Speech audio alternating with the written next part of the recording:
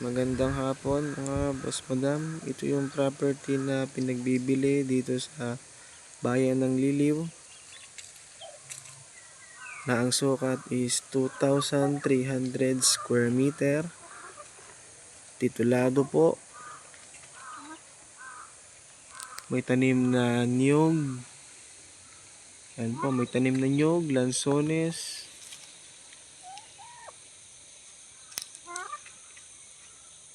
Tsaka may saging.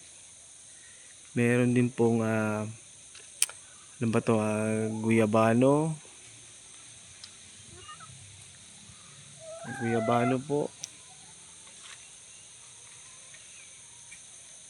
Yan po. Flat po yung area natin mga boss. Kita naman po sa video mga bossing.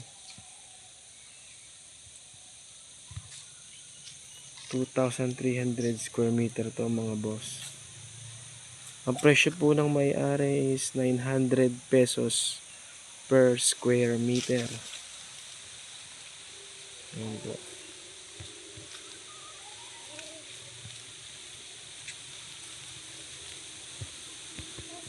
Ayan po yung mga tanim.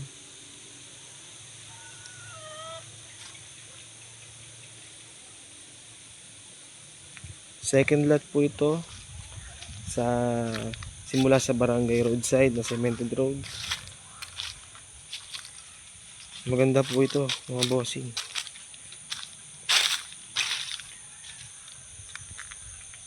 Ayan o. Ganda po niya. 2,300 square meter po ha.